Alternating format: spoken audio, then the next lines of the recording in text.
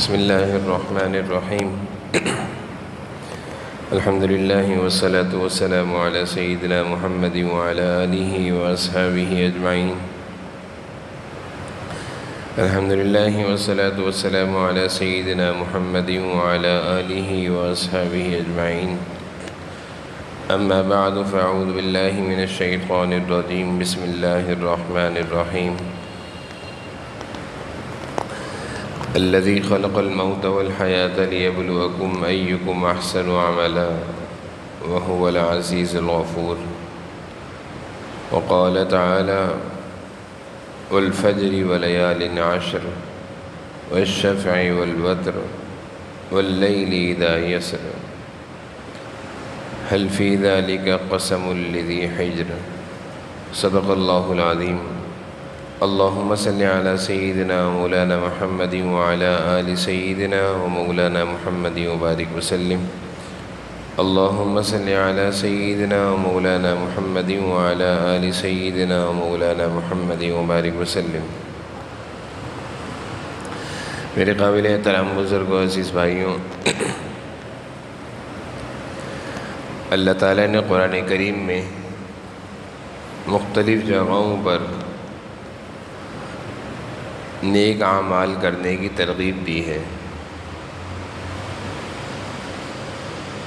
اور ایک چیز اللہ تعالیٰ نے یہ ارشاد فرمائی ہے لِيَبْلُوَكُمْ أَيُّكُمْ أَحْسَنُ عَمَلًا، ہم آپ تمہارے اعمال دیکھنا چاہتے ہیں۔ لِيَبْلُوَكُمْ أَيُّكُمْ احسن عملا، یہ کون عمل کو اچھے طریقے سے کرتا ہے۔ تو انسان جو بھی نیکی کرتا ہے، جو بھی نیک اعمال کرتا ہے، تو اس نیک عمل کے بعد اور اس سے پہلے کچھ چیزیں ایسی ہوتی ہیں جن سے وہ عمل محفوظ ہوتا ہے۔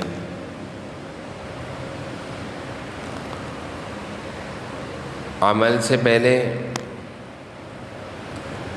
اخلاص کہ اللہ کے لیے کر رہا ہوں، اللہ کو راضی کرنے کے لیے کر رہا ہوں، اللہ تعالیٰ کی خوشنودی حاصل کرنے کے لیے کر رہا ہوں، اس سے عمل اللہ کے ہاں قبول ہوتا ہے۔ اور دوسری چیز جو عمل کے بعد کی جائے، عمل کے بعد اس عمل کو محفوظ کرنا، اس کو بچانا۔ کوئی نیکی کی ہے، وہ نیکی کیسے محفوظ رہے، کوئی نیک کام کیا ہے، کوئی نیک عمل کیا ہے، وہ کیسے محفوظ رہے، یہ اس کے بعد یعنی عمل کے بعد اس عمل کو محفوظ رکھنا، بچانا۔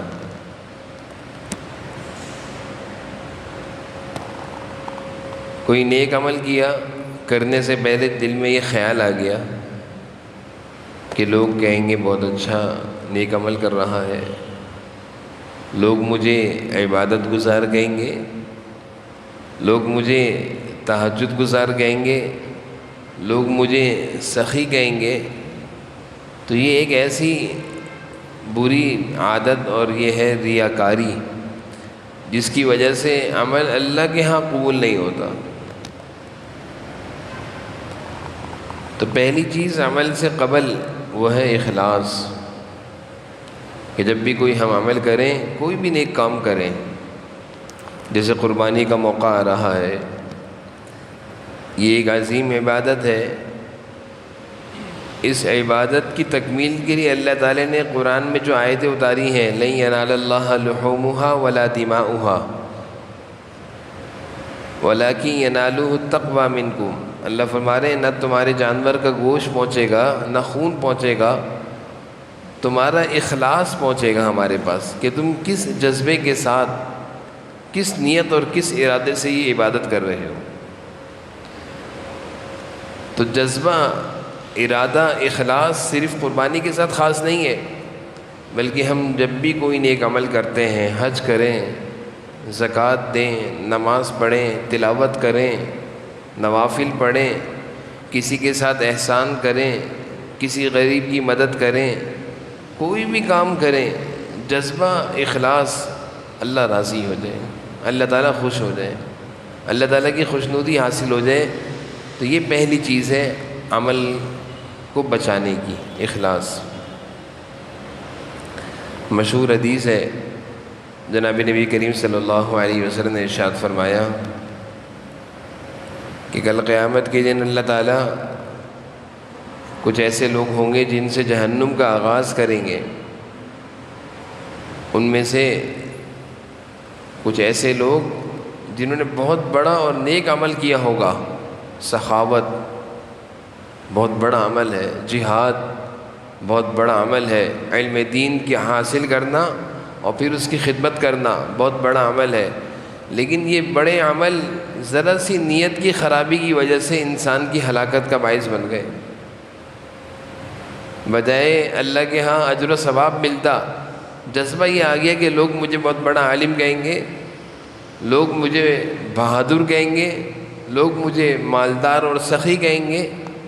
اس جذبے کی وجہ سے اللہ کے ہاں اس عمل پر کچھ نہیں ملا، بلکہ پکڑ ہو گئی، جہنم میں ڈال دیا گیا. تو اخلاص کے نہ ہونے کی وجہ سے بڑا سا بڑا عمل اللہ کے ہاں قبول نہیں ہوتا. اور اخلاص ہو، چھوٹا سا عمل بھی ہو، اللہ کے ہاں قبول ہے. اخلاص کے ساتھ چھوٹا سا عمل بھی ہوگا، اللہ کے ہاں قبول ہے. اور دوسری چیز جس کا تعلق نیک کام کے کرنے کے بعد سے ہے، جس سے ہمارا نیک عمل محفوظ ہو جاتا ہے، وہ بھی بہت ضروری ہے. کہ ہم نے بہت ساری نیکیاں کر لیں، نیکیاں بہت ساری جمع کر لیں، لیکن ان کو محفوظ نہیں کیا. محفوظ کرنے کا ہمارے پاس کوئی انتظام نہیں ہے. جیسے پانی کی ٹینکی ہے، موٹر چلا دی، اب موٹر تو چل گئی ہے اور ٹینکی میں اوپر پانی بھی جا رہا ہے، لیکن نل کھلے ہوئے سارے، تو کبھی بھی اس ٹینکی میں پانی جمع نہیں ہوگا، محفوظ نہیں ہو رہا، پانی نکلا جا رہا ہے. کہیں سے بھی سوراخ ہے تو پانی نکلا جا رہا ہے، تو پانی محفوظ نہیں ہو رہا. انسان ایک طرف سے محنت کر رہا ہے، پانی بھر رہا ہے، اور دوسری طرف سے پانی نکل رہا ہے. تو بس اوقات ایسا بھی ہوتا ہے کہ ہم نیکیاں تو کرتے ہیں، نیک اعمال تو کرتے ہیں، لیکن وہ محفوظ نہیں رہتے. اس ضمن میں حضور صلی اللہ علیہ وسلم کی ایک مشہور حدیث ہے. آپ نے ایک موقع پر اپنے صحابہ سے فرمایا کہ بتاؤ مفلس کون ہے؟ مفلس. تو صحابہ نے عرض کیا کہ اللہ کے رسول، مفلس تو وہ ہے جس کے پاس مال نہیں، دولت نہیں، غریب ہے، فقیر ہے، محتاج ہے، وہ مفلس ہے. آپ صلی اللہ علیہ وسلم نے ارشاد فرمایا کہ میری امت کا مفلس یہ نہیں ہے. میری امت کا مفلس اور کل قیامت کے دن کا مفلس وہ ہے جس نے دنیا میں بہت ساری نیکیاں کی ہوں گی، لیکن کیا کیا ہوگا کہ نیکی کے ساتھ ساتھ اس نے کچھ ایسے کام کیے ہوں گے کہ اس کا کوئی نیک عمل محفوظ نہیں رہے گا. جب اللہ کے دربار میں حاضر ہوگا تو بہت سارے حقدار آ جائیں گے اس کے پاس. کوئی کہے گا اے اللہ، اس نے میری زمین پہ قبضہ کر لیا تھا دنیا میں. اللہ تعالیٰ کہیں گے یہ نیکیوں کا پہاڑ لے کر آیا ہے، نیکیوں میں سے اس کو بدلا دو، اس کی نیکیاں اس کو دے دو جس کی اس نے زمین پر قبضہ کیا ہے. کوئی آئے گا کہ اے اللہ، اس نے دنیا میں مجھ پر ظلم کیا تھا، مجھے نقصان پہنچایا تھا، میں مظلوم تھا، یہ ظالم تھا. اللہ تعالیٰ فرشتوں کو حکم دیں گے، دیو بھائی اس کی نیکیاں، اس کی نیکیاں دو. کوئی آئے گا کہے گا اللہ، اس نے مجھے مال کے ذریعے خیانت کی تھی، نقصان پہنچایا تھا. حتیٰ کہ حدیث میں آتا ہے کچھ لوگ ایسے آئیں گے جو کہیں گے اس نے ہماری بے عزتی کی تھی، ہمارے ساتھ ظلم کیا تھا. اس طرح کے بہت سارے حقدار کل قیامت کے دن اس کے خلاف آگے کھڑے ہو جائیں گے. اور یہ جو نیکیوں کا پہاڑ لے کر جائے گا اور بہت سارے نیک اعمال اللہ کے دربار میں لے کر حاضر ہوگا، اس کے پاس آہستہ آہستہ نیکیاں تقسیم کرتے کرتے کچھ بھی نہیں بچیں گی، اور حقدار لینے والے ابھی بھی موجود ہوں گے۔ جیسے دنیا میں ہوتا ہے، کسی آدمی کا کسی پر قرض ہو، کسی نے لوگوں کے پیسے دینے ہوں اور قرض دار آ جائیں، پیسے کم ہوں، تو پیسے تقسیم کرتے کرتے پیسے ختم ہو گئے، لیکن قرض لینے والے ابھی موجود ہیں، جن کا حق دینا ہے وہ ابھی موجود ہیں۔ تو دنیا میں تو ایسا ہوتا ہے، انسان کہتا ہے پھر تھوڑی مہلت دے دو، میں نے ان لوگوں کے بھی قرض چکائے ہیں، تمہارے بھی اتار دوں گا، میں مہلت دے دو۔ تو دنیا میں تو مہلت مانگنے سے مہلت مل گئی، لیکن اگر اللہ تعالیٰ کے دربار میں انسان کو مہلت نہیں ملے گی، وہاں تو معاملات صاف ہو رہے ہوں گے، وہاں تو بدلہ دلوایا جا رہا ہوگا، اور وہاں بدلہ دلوانے کا کوئی اور طریقہ نہیں ہوگا کہ انسان پیسے دے دے، پیسے کا بدلہ پیسوں سے، زمین کا بدلہ زمین سے، کسی کو کچھ کہا تو وہ بھی کچھ کہہ لے، نہیں، وہاں تو نیکیاں چلیں گی۔ تو حقدار لوگ اب بھی موجود ہوں گے لینے والے، پھر اللہ تعالیٰ حکم دیں گے کہ بھئی ان کے گناہ اس کے سر پہ ڈالو، اس کے نامہ اعمال میں ڈالو۔ تو آہستہ آہستہ اس کے نامہ اعمال گناہوں سے بھر جائیں گے، لوگوں کے گناہ اس کو دیے جائیں گے۔ تو یہ کون تھا؟ دنیا میں بہت ساری نیکیاں، نیک اعمال جمع کرنے والا، نیک اعمال جمع کر کے لے جانے والا، لیکن نیک اعمال کو اس نے محفوظ نہیں کیا۔ کل قیامت کے دن یہ ساری نیکیاں اس سے چھن جائیں گی، اس سے لے لی جائیں گی۔ تو میں یہ عرض کر رہا تھا کہ جیسے ہم دنیا میں محنت کرتے ہیں، عمارت بناتے ہیں، گھر بناتے ہیں، تو ہماری کوشش ہوتی ہے کہ بنیاد سے مضبوط گھر ہو، ایسا نہ ہو بڑا سا گھر بنا لیں اور بنیاد کمزور ہو، وہ گر جائے۔ بڑا سا گھر بنائے، بنیاد کمزور ہو، وہ دھڑم کر کے نیچے آگے گرے، تو کیا ہوگا کہ ہماری محنت ضائع ہو جائے گی، پیسے ضائع ہو جائیں گے۔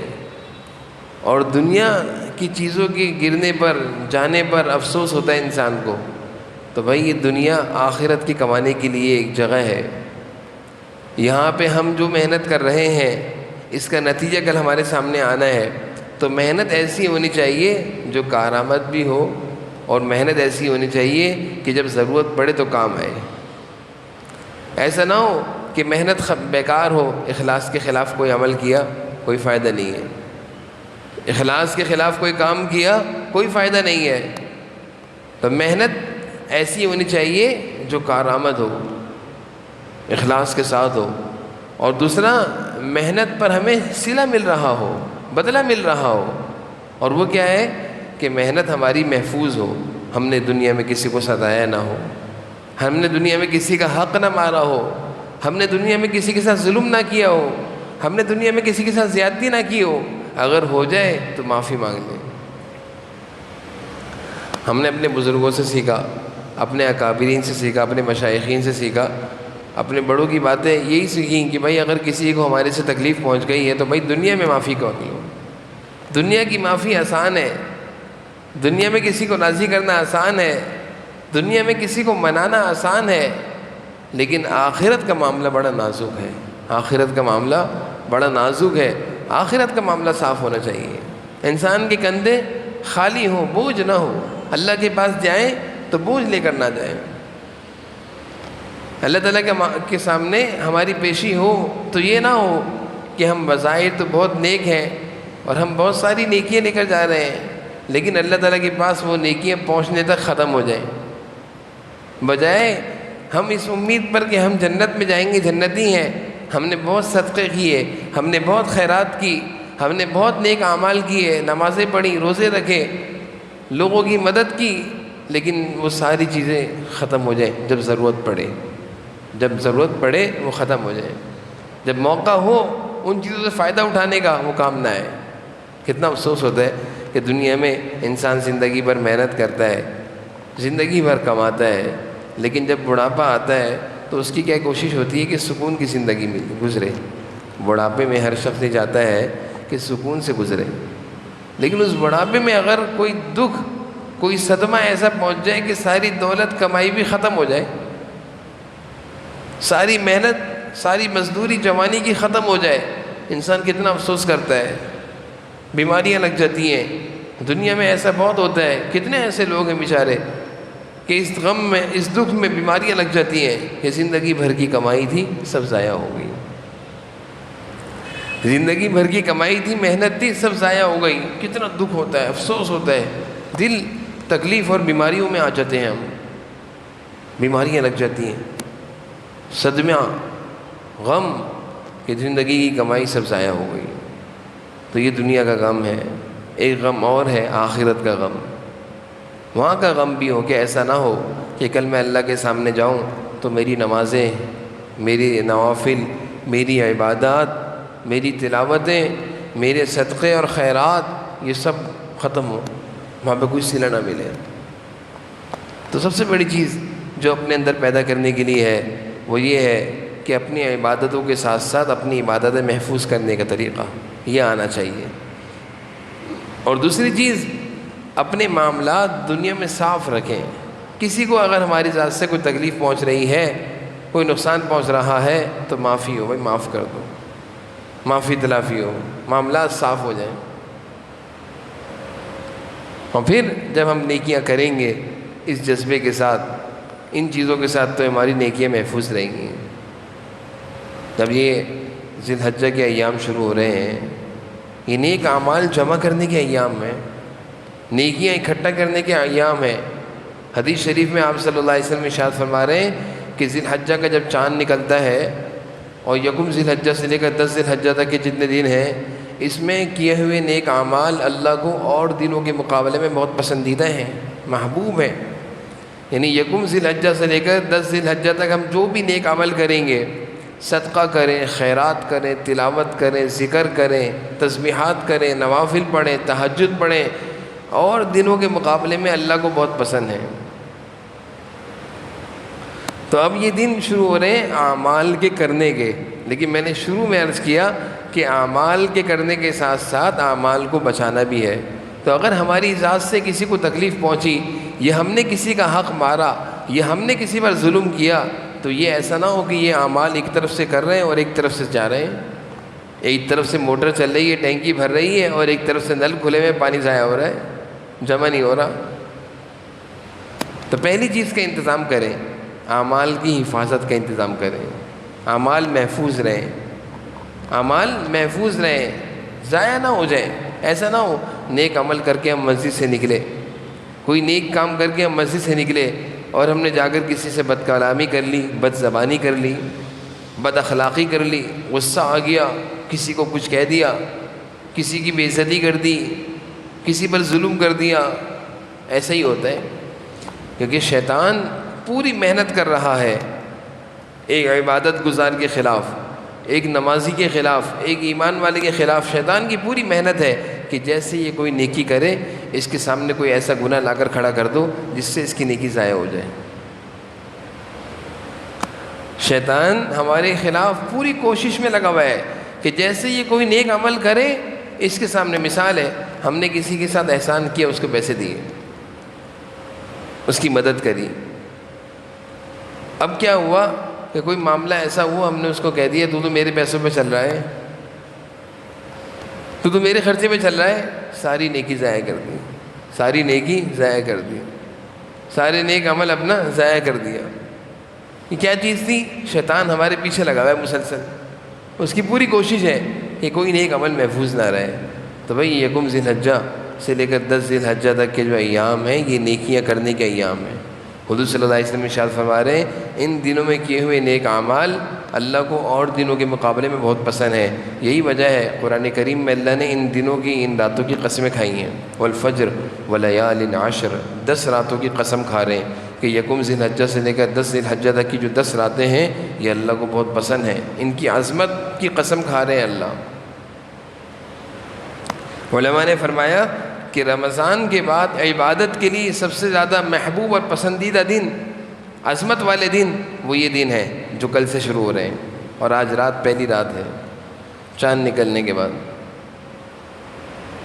تو ایک تو ان دنوں کی عظمت اللہ تعالیٰ نے قرآن کریم میں بیان فرمائی اور حضور صلی اللہ علیہ وسلم نے احادیث میں بیان فرمائی، ان کی قدر کرنی ہے۔ پھر ان دنوں کے اعمال بھی آپ نے سکھائے ہیں۔ حدیث شریف میں آتا ہے حضور صلی اللہ علیہ وسلم نے ارشاد فرمایا، جو یکم ذی الحجہ سے لے کر 9 ذی الحجہ، یہ 9 روزے ہیں، ان میں سے کوئی روزہ رکھتا ہے تو ہر روزے کا ثواب 1 سال کے گناہوں کا کفارہ ہے۔ ہر روزے کا ثواب 1 سال کی گناہوں کا کفارہ ہے، یعنی یہ 9 روزے اگر کوئی رکھ لے تو گویا اس نے 9 سال کے گناہ معاف کروا لیے اللہ سے۔ ہماری زندگی میں تو بہت سارے گناہ ہیں، ہم یہ نہیں کہہ سکتے کہ ہم پاک صاف ہیں، ہمارا نامہ اعمال نیکیوں سے بھرا ہوا ہے، ہم یہ کہیں گے کہ ہمارا نامہ اعمال گناہوں سے بھرا ہوا ہے۔ تو گناہ معاف کرانے کا یہ بہترین موقع ہے۔ اللہ جتنی توفیق دے جس کو، 1 روزہ رکھ لیں، 2 رکھ لیں، 3 رکھ لیں۔ اور پھر حضور صلی اللہ علیہ وسلم نے ارشاد فرمایا کہ 9 ذی الحجہ کا روزہ، آخری روزہ جو ہے، چاند رات والے دن کا جو روزہ ہوگا، یعنی منگل کا دن پڑے گا، تو حضور صلی اللہ علیہ وسلم ارشاد فرما رہے ہیں کہ وہ آخری دن 9 ذی الحجہ، یوم عرفہ کا روزہ، جس دن حج کی اہم عبادت وقوف عرفہ، اس دن کا روزہ آپ صلی اللہ علیہ وسلم ارشاد فرما رہے ہیں کہ مجھے اللہ کی ذات سے قوی امید ہے کہ 1 سال پہلے کے گناہ 1 سال بعد کے گناہ معاف ہو جائیں گے۔ تو اگر 9 روزے نہیں رکھ سکتے تو آخری اور 9واں روزہ رکھ لیں، تاکہ ہم اللہ تعالیٰ کو اپنی جستجو دکھائیں کہ اللہ ہم گنہگار ہیں، اپنی گناہوں کی معافی چاہتے ہیں۔ اور دوسرا عمل حضور صلی اللہ علیہ وسلم نے ارشاد فرمایا ان راتوں کا، آج سے جو راتیں شروع ہو رہی ہیں، آپ نے ارشاد فرمایا کہ یہ جو یکم ذی الحجہ سے 10 ذی الحجہ تک کی راتیں ہیں، ہر رات کی عبادت شب قدر کے برابر ہے۔ شب قدر 1 رات 1000 مہینوں سے بہتر ہے اس کی عبادت، اور یہ وہی شب قدر ہے جس کے بارے میں رمضان کی آخری طاق راتوں میں ہم جستجو اور طلب میں ہوتے ہیں۔ دیکھا یہ گیا ہے کہ جس عبادت کا معلوم چل جائے، جس عمل کا پتہ چل جائے، اس میں کوتاہی ہوتی ہے۔ رمضان کی آخری راتوں میں شب قدر کا معلوم نہیں ہوتا، سب تلاش کرتے ہیں، 21 کو بھی، 23 کو بھی، 27 کو بھی۔ یہاں حضور صلی اللہ علیہ وسلم نے بیان کر دیا کہ یکم ذی الحجہ سے لے کر 10 ذی الحجہ تک کی ہر رات کی عبادت شب قدر کے برابر ہے، اس میں کوتاہی ہے، اس میں سستی ہوتی ہے۔ ہونا یہ چاہیے تھا کہ جیسے رمضان کی راتوں کی عبادت میں ہم شب قدر تلاش کرنے میں محنت کرتے ہیں، نفل، دعائیں، تلاوت، ان کی ہر رات میں ہونی چاہیے، ذی الحجہ کی ہر رات میں یہ عمل ہونا چاہیے۔ تو کوشش کریں آج سے جو رات شروع ہو رہی ہے، آج پہلی رات ہے، شب قدر کی پہلی رات ہے، شب قدر کے برابر عبادت کا ثواب ملے گا آج کی رات سے لے کر 10 ذی الحجہ تک کی راتوں میں۔ ہر رات کی عبادت کوشش کریں، کچھ نہ کچھ کریں۔ فجر اور عشاء کی نماز جماعت سے لازم پڑھیں، اور اگر روزہ رکھتے تو سحری میں جلدی اٹھ جائیں، تہجد پڑھیں، اور اگر روزہ نہ بھی رکھیں تو تہجد کے لیے اٹھیں، رات کو جلدی سوئیں، تاکہ شب قدر کی عبادت جو اللہ تعالیٰ کی طرف سے ایک ہم پر مہربانی ہو رہی ہے، میرے بندے مجھ سے قریب ہو جائیں۔ عبادت ذریعہ ہے اللہ سے قریب کرنے کا، اور گناہ یہ ایک ذریعہ ہے اللہ سے دور کرنے کا۔ تو ہم نے گناہوں سے بھی اپنے آپ کو بچانا ہے اور عبادت کے ذریعے اللہ سے قریب ہونا ہے۔ تو شب قدر کی عبادت کے برابر ثواب ہے، اس لیے ہر رات کی عبادت کریں۔ پھر حضور صلی اللہ علیہ وسلم نے ان دنوں میں کچھ پڑھنے کی تسبیحات بھی سکھائی ہیں، کیونکہ یہ ذی الحجہ کے جو ایام ہیں یہ اللہ کی عظمتوں کے ایام ہیں۔ ان دنوں میں بہت کثرت سے تکبیرات کہی جاتی ہیں، اللہ کی بڑائی بیان کی جاتی ہے۔ حاجی جب حج کو چلتا ہے تو وہ تکبیرات کہتا ہوا چلتا ہے، تلبیہ پڑھتا ہے، اللہ اکبر کی آوازیں ہوتی ہیں، لبیک لبیک کی آوازیں ہوتی ہیں۔ تو یہ جو ذی الحجہ کے دن ہے یہ اللہ کی عظمتوں کے بیان کرنے کے دن ہے، اور اللہ کی عظمتیں سب سے زیادہ اللہ کی بتائی ہوئی، حضور صلی اللہ علیہ وسلم کی بتائی ہوئی تسبیحات میں چھپی ہوئی ہیں۔ سبحان اللہ، الحمدللہ، لا الہ الا اللہ، اللہ اکبر۔ اسی وجہ سے حضور صلی اللہ علیہ وسلم نے ارشاد فرمایا کہ ان 10 دنوں میں تم کثرت سے ان تسبیحات کو پڑھو، اور پھر 9 ذی الحجہ سے لے کر 14 ذی الحجہ کی عصر کی نماز تک تو تکبیرات تشریق کی صدائیں بلند ہوتی ہیں، صدائیں بلند ہوتی ہیں، ہر نماز کے بعد اللہ اکبر کی صدائیں لگتی ہیں۔ اس لیے یہ جو 10 دن ہیں ان میں پڑھنے کے لیے حضور صلی اللہ علیہ وسلم نے تسبیحات سکھائی ہیں کہ کثرت سے سبحان اللہ، الحمدللہ، لا الہ الا اللہ، اللہ اکبر پڑھتے رہیں۔ کثرت سے پڑھیں، تاکہ یہ دن ہمارے کسی نہ کسی طرح عبادت میں گزر جائیں، روزہ بھی ہو، تہجد بھی ہو، رات کی عبادت بھی ہو، تلاوت بھی ہو، تسبیحات بھی ہو۔ اور پھر آخری عمل جو حضور صلی اللہ علیہ وسلم نے احادیث میں بیان فرمایا ہے کہ جب تم میں سے کسی کے قربانی کرنے کا ارادہ ہو اور وہ قربانی کر رہا ہو، اس کی طرف سے قربانی ہو رہی ہو، تو حکم یہ ہے کہ چاند نظر آنے سے پہلے اپنے بال، غیر ضروری بال، ناخن کاٹ لو۔ جب چاند نظر آ جائے تو پھر اس کے بعد اس وقت تک نہ کاٹو جب تک کہ قربانی کا جانور ذبح ہو جائے۔ جب قربانی کا جانور ذبح ہو اس کے بعد کاٹو۔ تو اس کا بھی اہتمام کر لیں، آج چاند نظر آ جائے گا انشاءاللہ، تو مغرب سے پہلے اپنے ناخن ہیں، بال ہیں، کاٹ کے فارغ ہو جائیں، اور پھر جب قربانی کا جانور ذبح ہو اس کے بعد کاٹیں۔ اور یہ عمل مستحب ہے، اگر اس پر ہم عمل کر لیں گے تو ثواب ہے، حدیث پر عمل ہو رہا ہے۔ اور اگر کسی کا یہ عمل چھوٹ جاتا ہے، بال کاٹ لیتا ہے، تو اس سے اس کی قربانی پر کوئی اثر نہیں آئے گا۔ قربانی اپنی جگہ صحیح ہے، اس کی فضیلت اپنی جگہ ہے، لیکن حضور صلی اللہ علیہ وسلم نے یہ عمل سکھایا ہے، ہم یہ عمل کر لیں گے تو باعث ثواب ہے، ثواب ملے گا، اللہ تعالیٰ کا قرب ملے گا۔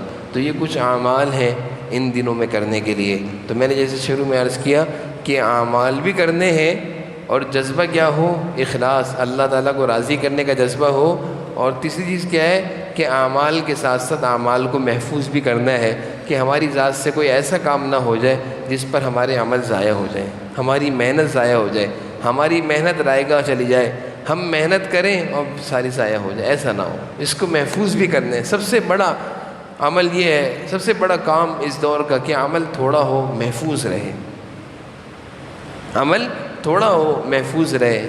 زیادہ ہو اور ضائع ہو جائے، لوگوں کو ستانے میں چلا جائے، لوگوں کو اذیت دینے میں چلا جائے، یہ بڑے نقصان دہ بات ہے، بڑے نقصان کی بات ہے۔ اور میں نے جیسے گزشتہ بھی عرض کیا تھا، بہت بڑا عبادت گزار اللہ کے ہاں، اس کی عبادت اس کو بچا نہیں سکے گی۔ بہت بڑا عبادت گزار ہو اللہ کے ہاں، اس کی عبادت اس کو نہیں بچا سکے گی، بلکہ اللہ تعالیٰ اس پر ناراض ہوں گے اگر اس نے مخلوق خدا کے ساتھ ناانصافی کی ہوگی، اللہ کے بندوں کے ساتھ ناانصافی کی ہوگی، اور پھر یہ ناانصافی اس کے لیے آخرت میں وبال اور اس کے لیے پکڑ کا باعث بنے گی۔ اس لیے اس کی بھی کوشش کرنی چاہیے کہ ہماری ذات سے کسی کو تکلیف نہ پہنچے۔ اللہ تعالیٰ ہم سب کو جو کچھ کہا سنا اس پر عمل کی توفیق نصیب فرمائے۔ وآخر دعوانا الحمدللہ رب العالمین، الحمدللہ رب العالمین، عاقبۃ للمتقین، والصلاة والسلام علی سید الانبیاء والمرسلین۔ اللہم صلی علی سیدنا مولانا محمد وعلی آل سیدنا مولانا محمد وبارک وسلم۔ یا اللہ ہماری اس وقت کے بیٹھنے کو اور جو کچھ باتیں کہیں سنی اس پر ہم سب کو اللہ عمل کی توفیق نصیب فرما، ہمارا بیٹھنا، ہمارا سننا سنانا قبول فرما لیجیے۔ اللہ ہمیں اخلاص نصیب فرما دیجیے۔ اللہ ہم سب کو عمل کرنے کی توفیق نصیب فرما دیجیے۔ اللہ ہر طرح کے گناہوں سے، ہر طرح کے رذائل سے، ہر طرح کی ناانصافیوں سے، ہر طرح کی بدگمانیوں سے یا اللہ ہم سب کی حفاظت فرما۔ عافیتوں کی زندگی، خیروں کی زندگی، صحت و سلامتی کی زندگی، نیکیوں کی، تقوی کی زندگی ہم سب کو نصیب فرما۔ اللہ ہم سب کو نصیب فرما۔ یا اللہ نیک اعمال کے کرنے کی بھی توفیق نصیب فرما، نیک اعمال کو اخلاص کے ساتھ کرنے کی بھی توفیق نصیب فرما، نیک اعمال کو محفوظ رکھنے کی بھی توفیق نصیب فرما۔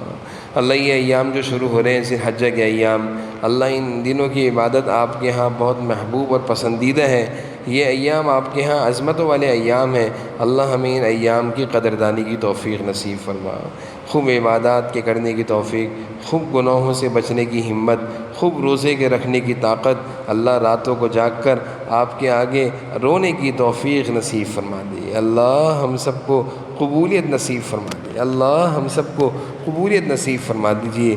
یا اللہ ہم سب کو عافیتوں کی زندگی نصیب فرما، نیکیوں کی زندگی نصیب فرما، تقوی کی زندگی نصیب فرما، اعمال صالحہ کے کرنے کی توفیق نصیب فرما، ہر طرح کے گناہوں سے، ہر طرح کے رذائل سے ہم سب کی حفاظت فرما۔